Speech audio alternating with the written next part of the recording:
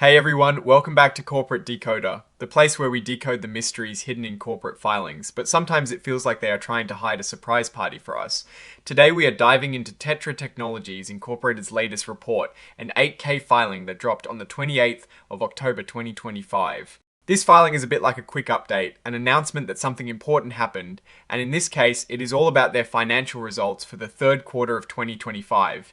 Think of it as a mini financial snapshot that they are legally required to share with us. So, what did TETRA Technologies have to say about their performance in the most recent part of the year? Let's find out, before we get into the nitty-gritty, if you enjoy getting these financial insights without the corporate jargon, make sure you hit that subscribe button. Also, we have a fantastic community discussing these filings over on our Discord server, and you can find the link in the description below. So, what exactly is TETRA Technologies Incorporated? They are a company incorporated in Delaware, and they operate in the energy sector. You might know them for their role in the oil and gas industry, providing various services and products. Their stock is traded on the New York Stock Exchange under the ticker symbol TTI. The most important part of this filing is a news release dated the 28th of October 2025. This release is where TETRA Technologies shared their financial results for the third quarter of 2025. Think of this as the company's official statement to the world about how they are doing financially. They are essentially telling us their performance numbers. Now, the filing itself mentions that this information, the news release, is being furnished, which is a technical term meaning it is being provided to the SEC but not technically filed, in the same way other parts of the document are. This is a common practice for companies when they announce earnings. It means that while we can see the information, it does not create the same kind of legal obligations for the company as if they had formally filed it for certain sections of securities law. It is a subtle distinction, but important for understanding the legal implications. This particular filing has some very specific data points within it that relate to their stock. We see references to US GAAP Common Class Member and US GAAP Common Stock Member. These are classifications used in financial reporting, especially within the XBRL, Extensible Business Reporting Language System. They help categorize different types of equity, like class of common stock, which is a specific kind of ownership in the company. There is also mention of US GAAP Series A Preferred Stock Member. This indicates that the company has different classes of stock, including preferred stock, which has different rights and privileges compared to common stock. In this filing, we see a lot of dates associated with these stock types, the 28th of October 2025, showing up repeatedly. This suggests that whatever information these classifications are tied to, it is all relevant to this specific reporting date, which aligns with their third quarter earnings announcement.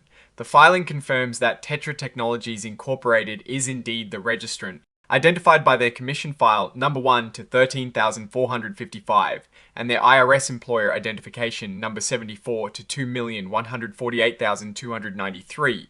Their principal executive offices are located in the Woodlands, Texas. Now, let's get to the meat of it, the financial results. While this 8K form is brief and mainly incorporates the press release, the press release itself would contain the detailed financial tables and commentary. Based on standard practice for such filings, we can infer what kind of information was likely presented. Companies typically discuss their revenues, profits, expenses, and compare these figures to the same period in the previous year. They talk about performance drivers, challenges they faced, and their outlook for the future. For the third quarter of 2025, we would expect TETRA Technologies to report on key metrics, such as total revenue, which is the total amount of money they brought in from their operations. They would also likely discuss their net income or loss, which is the profit or deficit after all expenses are paid. Earnings per S-Hair or EPs is another crucial figure, as it tells investors how much profit is attributable to each outstanding share of common stock. When analyzing these numbers, it is critical to look at the trends. For instance, if revenue has increased significantly compared to the previous year, that is a positive sign indicating business growth. However, if profit margins have shrunk, meaning they are making less money on each dollar of revenue, that could signal rising costs or increased competition. A common approach is to ask, are they selling more but earning less per unit, or are they selling less but managing costs very tightly to maintain profits? We also need to consider the context of the energy industry. Factors like the price of oil and gas, global demand, geopolitical events, and regulatory changes can have a massive impact on companies like TETRA Technologies. A strong quarter might just mean they are riding a wave of high commodity prices, while a weaker quarter could be a reflection of a downturn in the market or specific operational hurdles. Looking at the specific mention of different stock classes, if there were any changes in dividends or special distributions announced, that information would likely be tied to these classifications. Preferred stockholders typically have priority over common stockholders when it comes to dividends. The filing also includes standard business information, such as former names or former addresses, if the company had undergone any significant changes. However, in this case, it seems like TETRA Technologies is operating under its established name and structure.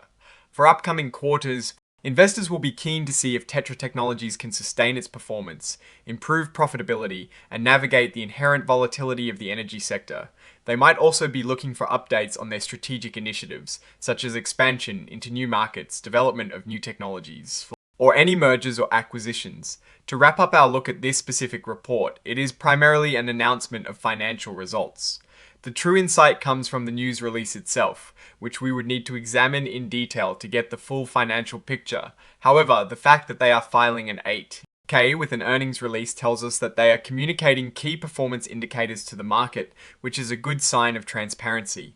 Now let's talk about what this means from a broader perspective. TETRA Technologies operates in a cyclical industry, and their performance will always be tied to energy prices and demand. If their third quarter showed strong growth and profitability, it suggests they are either benefiting from favorable market conditions or executing their business strategy very effectively. Conversely, if the numbers were weaker, it is important to understand the reasons why. Are they facing increased competition, operational challenges, or is the entire industry going through a rough patch? Warren Buffett often emphasizes understanding the underlying business. For TETRA Technologies, this means looking beyond just the headline numbers. Are they investing in their infrastructure? Are they innovating? How do they stack up against their competitors in terms of efficiency and market share? These are the kinds of questions that help paint a clearer picture of the company's long-term health and its position in the market. Based on the information presented in this 8K filing, which is essentially announcing their financial results for the third quarter of 2025, TETRA Technologies appears to be actively communicating its performance to investors. The inclusion of stock class information suggests that they are detailing specific aspects of their equity structure, which is standard for financial reporting. Without the full press release, we can only surmise the exact figures, but the overall intention is clear to inform the market about their recent financial standing. The key takeaway from TETRA Technologies' latest 8K filing is that they are keeping the market updated on their financial performance by providing their third quarter results. This filing itself is a confirmation that these results are ready and have been communicated. Looking forward, it will be crucial to see the specifics of those results, the revenue growth, the profitability, and how they are managing their operations in the dynamic energy sector. Alright, that is our quick decode of this TETRA Technologies Incorporated filing. What is your take on these quarterly updates and what they signal for the company's future prospects? Do you believe they are navigating the energy markets effectively? Drop your thoughts in the comments below. If you found this breakdown helpful, please give this video a thumbs up, it really helps us out, and remember to subscribe for more deep dives into corporate finance. Don't forget to join our growing community over on Discord, the link is in the description. Thanks for watching, and we will see you in the next decoding session.